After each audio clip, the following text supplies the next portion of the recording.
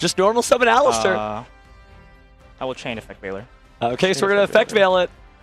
This is 2026, right? Yeah, this is This hand. this is a throwback. The classic. I'm going to normal summon Alistair Do be met like that by a copy sometimes. of It'd be like effect that. Veiler. It'd be like that. It do really be would. like that, Shannon says. Talking about do be like that, he does have a copy of Vision in hand, but it doesn't actually look like he has any of those quick plays. I mentioned, Honestly, you know, it's half a like this. dozen quick plays that he could potentially have in his deck, and unfortunately, it looks like he's looking at a hand with potentially some Molcharmies. Oh, is he going to? He's going to. It's like the blind allure of darkness all over again, or does he want to set it? I mean, this is potentially a trip to the World Championship here.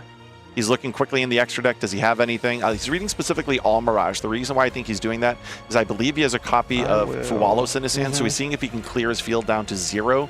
All Mirage theoretically has the ability to clear itself off the field, but not if there's anything. Oh, wow. Wild. Crowd worked up for the set yeah. pass. Yesterday's gameplay? Yeah, I know. Alistair met by Effect Veiler. None of the new cards, none of the, for instance, Alistair, the Reminiscent, that could have served there as an extender. And that will now allow Kazuma to start off with Terminus. Terminus activated is going to be met with the Ash Blossom and Joyous Spring. Something old, something new.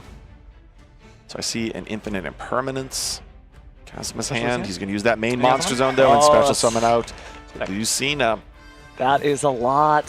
When we saw Elfnote in the feature match area earlier this weekend, we Right saw what one single Lucina could do. You have two in hand? Two hand, yeah. Thank you. I feel I think like it was Lucina, it really runs away with the duel right when it shows up. You think of I it as will just not. one card, but just more and more and more advantage pops up. Even though it's a very linear combo in the sense that one card tags to another, you will see very quickly if Shannon isn't able to stop this how much advantage that Kazuma can gain. I believe it was Craig who was in our feature match area Yes, earlier yes. with Elfnote, who made it to the top 8 of last year's NAWCQ, who with just one Lucina was able to pair that with yeah, 4 non-engine to establish quite a formidable field. Now, one of the things that's different here, though, is in that duel he was going first. Here, he is going, we see our Elfnote player going second, so by doing so, there's the prioritization of going into Dragster to establish that spell or trap negation, especially seeing an opponent with only one face down spell or trap card. I don't know that Kazuma has the read that it's just a Radiant Typhoon Vision. I feel like he'd be more likely to have some sort of more powerful trap card, but either or, it seems like we're having unmitigated play. I wonder if we will still see Radiant Typhoon Visions go ahead and draw two there, but I just want to see what's on the top of the deck to know if maybe he should have gone in or not. Well, with Dragster there, it seems Effective Regina? improbable. Yeah. Well, now. Now it does. Oh yeah, you probably should have activated that earlier if that Just was to see, just to see. I mean, there's a world where you just activate it going back to the opening turn.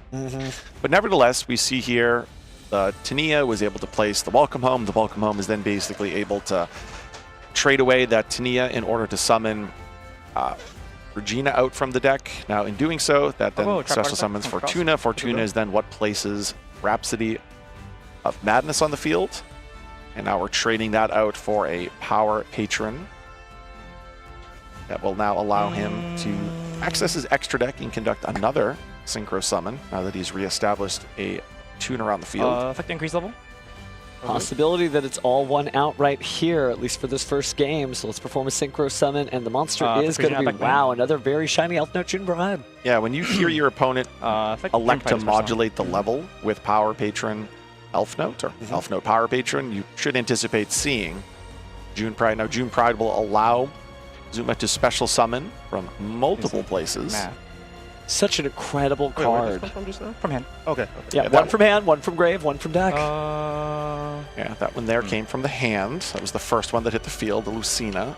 The Tania is going to come from the graveyard, and I will complete the trifecta by allowing him to summon from the deck. Now, if you're not familiar, the level 6 Elfnotes can cycle themselves out on the opponent's turn, taking differing opportunities to be in the main monster zone that's directly there in the center. And have a variety of different effects, whether that's bouncing monsters, ripping cards out of the hand, or impacting the spell and trap cards.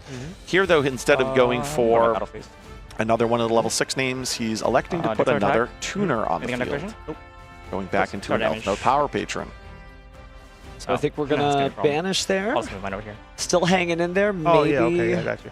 Sorry about that. They're good. Wanting to activate the Radiant 24. Typhoon Vision. I just want to know what's on top of the deck. Yes. But in the meantime, it looks like we are going to play you the actually Synchro select Summon someone. there. Yeah, I'll take Yeah, it. 25. You're right that leaving out Oh, Elfnote stay on. Fortuna does mean you have another tuner monster, and while we do see the two Elfnote power patrons, Uh, their they- effects can't be used 49, multiple times. You can so still tune you them should off. pretty much- Shannon just checked Yeah, the I don't text usually of that good idea, Terminus. but- Terminus Yeah. does 49. have a clause that if it were to have resolved, Yes, I've dealt he would 49. only be able to attack with power patrons. So just verifying that that effect doesn't still apply when it's met And with Ash Blossom.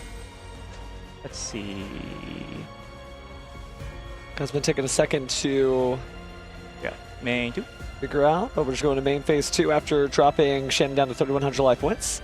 Now we'll Synchro Summon again, Make establishing a a really stealthy. powerful board. Looks like he will live effects to on that? play another turn, but Shannon has his work cut out for him. That Dawn Dragster already ready to stop the next spell or trap.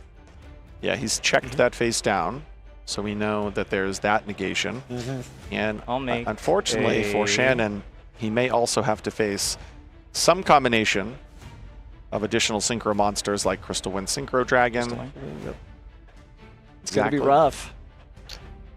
That is in the main monster zone, which should be Check on this noted when Rhapsody of Madness is active on the field. Your opponent cannot attack monsters except to attack that monster in the main monster zone. So this is a form of protection actually for the Dragster. And you do not want to mess with the Crystal Wing Synchro Dragon in that middle monster zone because, of course, it gains attack when fighting certain levels of monsters there. So very well situated here to negate. Go But phase, nothing. And the Welcome Home protects it from destruction effects as well. Can't be destroyed by Like card that, effects. So, there's the I will vision. chain Dragster.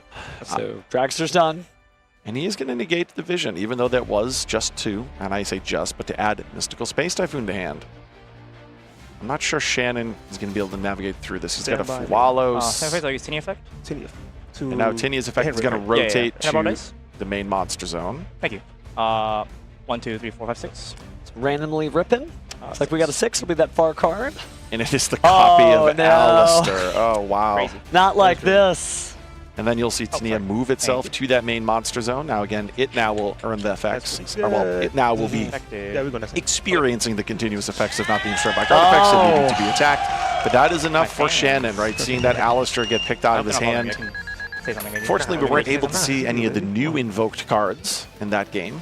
But we were able to see the ability of Elfnote to also go second, right? That's one of the questions that we've had with Elfnote. It's a deck with a very high ceiling. I've never used one. Kazuma was able to illustrate that June Pride doesn't just establish a really formidable going first field. Going second, you can use the Elfnote package to pick apart the opponent, and then set up a really good turn 3 with that Tania effect, ripping away any of the resources that may still be there. Kazuma certainly doing a great job there and didn't really have to sweat much. Not sure if he's the crowd favorite or his friends that he shouted out to were just the loudest duelists in the room, but either or, Shannon is going to have to work his way back.